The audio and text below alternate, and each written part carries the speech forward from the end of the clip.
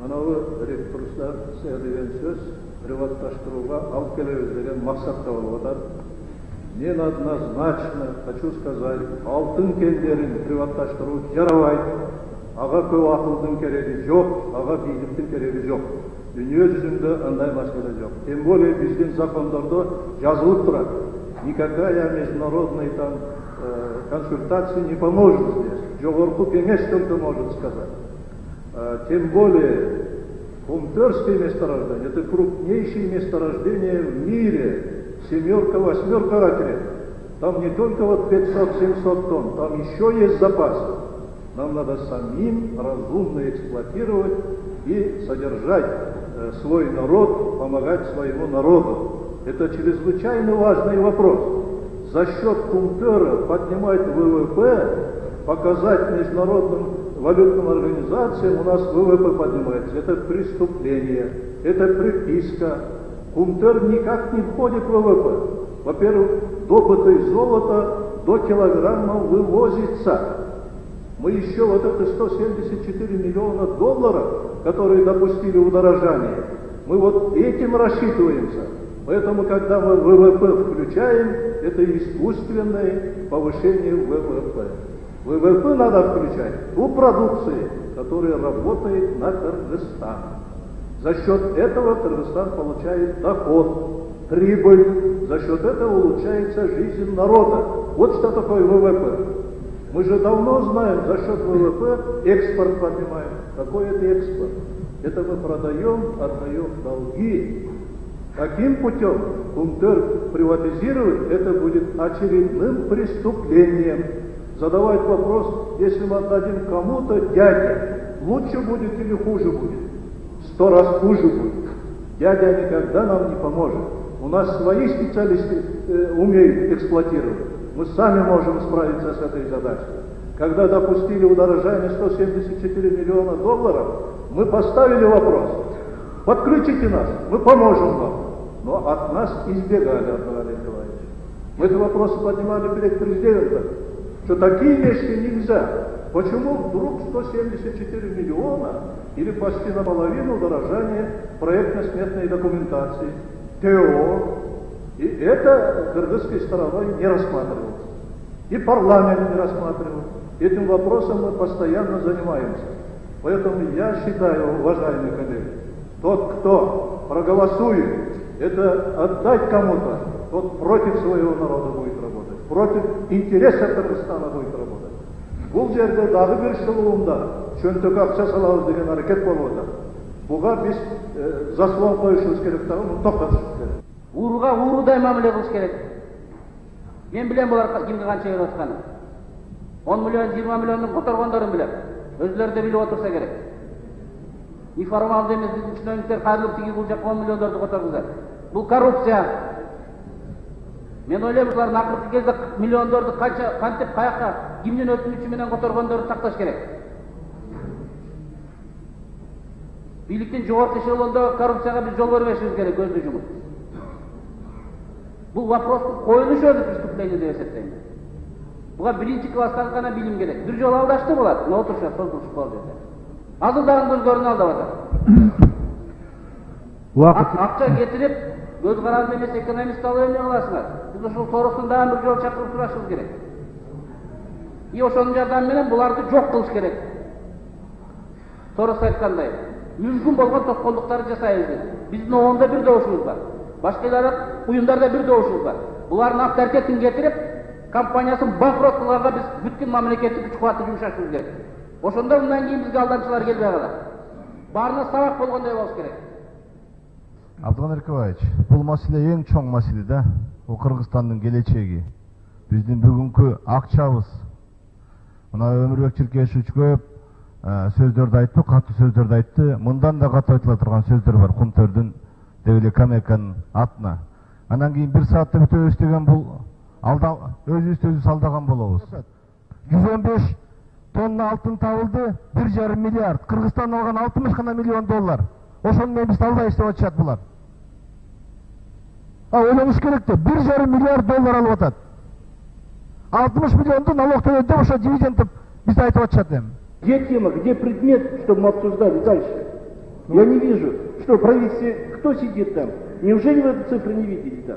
Значит, Дамир Ильич, есть внутри правительства и Кыргыз-Алтына есть позиция для спора.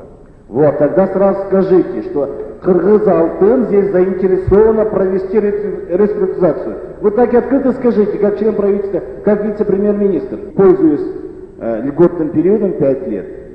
Компания, которая сегодня разрабатывает, просто раздевает Кыргызстан.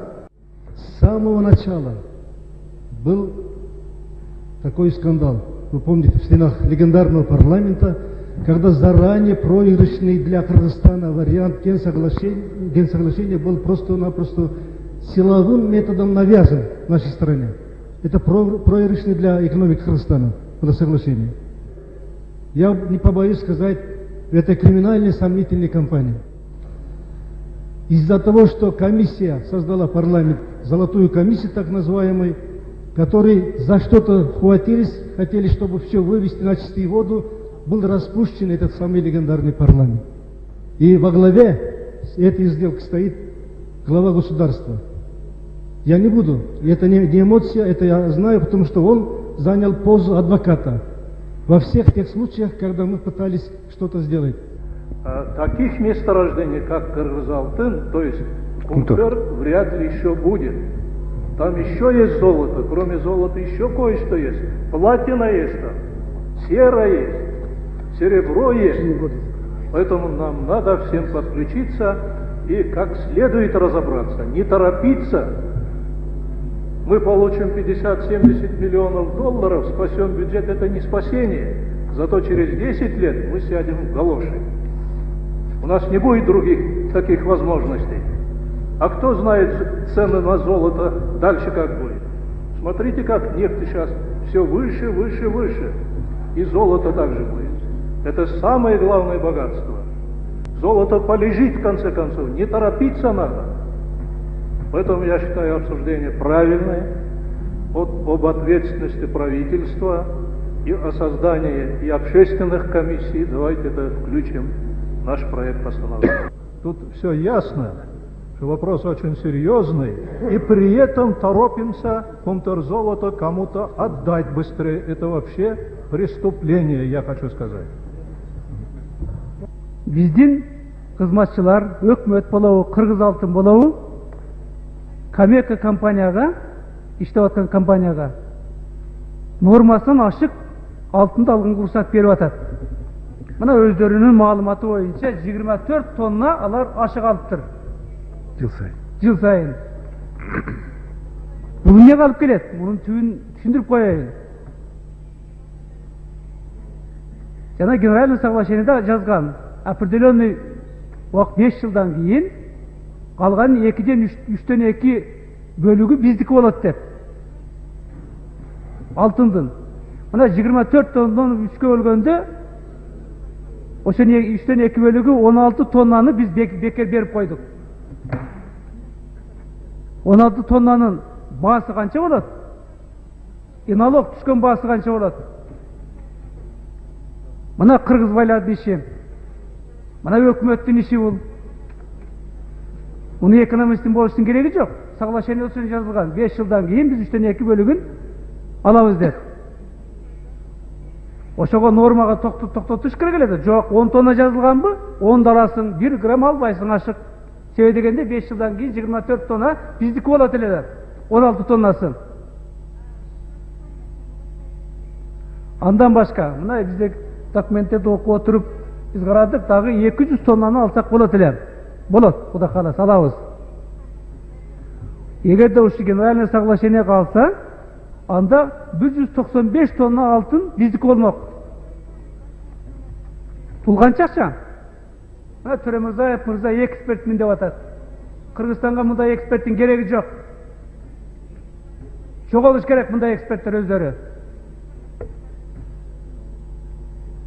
195 тонна алтындын баасы 2 миллиард болот доллар. Эми жакын.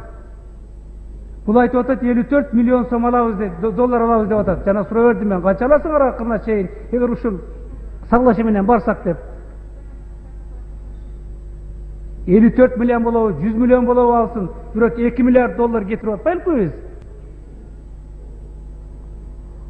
Бул не деген келишим? Бул экономический безопасности падырып эмес, бул национальный безопасность падырып болуп атат. Бул Кыргызстан мамлекетин сызга отургузуп аткан келишим. Менин оюмча, мына ушул документтердин негизинде, бүгүнкү угунун негизинде анализ кылсак.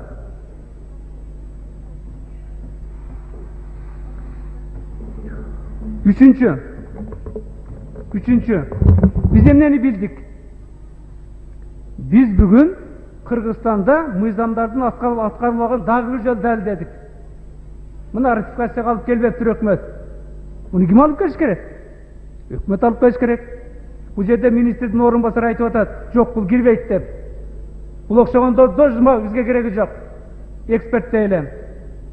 Эгерде Кыргызстандын кызыкчылыгын карабаган министр болобу, замы болобу, эксперт болобу, бул жерден жоготуш керек алардын. Шыпыргы менен айдаш керек. Бут ош жерге барып иштесин тигилердин кызыкчылыгынан. Элге түшүндүрүш керек. Эл контролго алыш керек эми. Контролго эч ким ала албай калды. Менин бир аксакал адам катары бүтүн кыргыз элине, ушул жерде кыргыз элинин туткасы болуп турган, силер балдарга кайрылып кете турган бир 2-3 мүнөттүк сөзүмдү угуп алгыла, анан кийин өлкөнү эмне кыласыңар эми, колуңарда турганда эми өзүңөр билесиңер да. 70-80 жылдан бери бала чакага мөмөсүн төгүп, кураган бутактары үшүгөндүн жанын жылытып, жашыл жалбырактары айлана тегерегине кислород чачып, ааламга жашоо таратып, ысык күндө пенде бүткөндү аптаптан калкалап, тирүүлүк менен эри шаркак жашап өнүп өсүп турган бир чоң байтып тарапты элестетип сунганда, күтүлбөгөн жерден кайдан жайдан пайда болгону белгисиз, колуна балта теше, ара чот кыпчуур күрөк, аркан жип кармаган арык семиз аял эркек же сырткы кебетесинен кайсы жыныстын өкүлү экендиги таанылбаган, бирок эч кимге ээ жаа бербей, шымаланып жулунган адамдар кирип келишип, учурунда алардын демократиялык чапанын жамынган неокоммунисттер экендигин мен билбептирмин, эми билип отурам. Ошол алчы таасын жеп калган немелердин жанагы байтып таракты таламайга ала баштаганы тартылган биздин көз алдыбызга. Бирөө жалбырагын жылса, экинчиси бутагын сындырып, үчүнчүсү кабыгын сыйрып, дагы бирөө байтып тарактын боорун балталап, чамындысын капка салып, алып кетип жатышкан, ошондо алып кетип жатышкан. Элин айындар жок дегенде, тамырына тийбегилечи, тамырын калтыргыла, балким ошондон дагы бир көчөт өнүп чыгышы мүмкүн деп, буркурап боздоп, ыйлап жибергени алиге чейин менин көз алдыма тартылып турат. Кайран гана эл, кайран гана мамлекет, кайран гана мурдуңа бок сүйүп өлгөн кыргыздар дагы тарткылыгың алды экен. Белиңди бекем байлап туруп чыдагын. Өзүңдүн зөөкүр уулдарыңа, өзүңдүн зөөкүл кыздарыңа. Рахмат. Кыргызстанда азыр ушу кумтөр маселеси азыр мектеп окуучуларынан бери талкуулап атышат. Бул маселени саясатта болсо негизги тема боюнча турат. Азыркы бийликтин тушунда ушу кумтөр маселесине биротоло чекит коюлат деп ишендире аласызбы? Эми кумтөр маселеси, кумтөр темасы жакынкы жылдарда 10 жыл болобу, 30 жыл болобу, менимче жакында унутулбайт да. Бирок талаш тартыш боюнча менимче бул өкмөт чекит кое алат да кумтөр маселесине. Азыркы өкмөттүн аракети, мына премьер-министр Жантөрө Жолдош Сатыбалдиевди айтканындай, өкмөтүбүз биздин кумтордогу үлүшүбүздү 50% алып барса, бул бир тарыхый адилеттүүлүк болот да. Мындан ары деле албетте көп саясий оюндар болот. Кээ бирөө азыртан кыйкырып атпайбы, 67% алса болот, 100% алса болот. Бирок тарыхый чындык ушу жок дегенде 50%га жеткирсек, бул Кыргызстан үчүн да бир адилеттүүлүктү кайра алып келдик, жетиштик деген сөз болот да. Кайран гана эл, кайран гана мамлекет, кайран гана мурдуңа бок сүйүп өлгөн кыргыздар дагы тарткылыгың алды экен. Белиңди бекем байлап туруп чыдагын. Өзүңдүн зөөкүр уулдарыңа, өзүңдүн зөөкүл кыздарыңа. Рахмат. Элге түшүндүрүш керек. Эл контролго алыш керек эми. Контролго эч ким ала албай калды.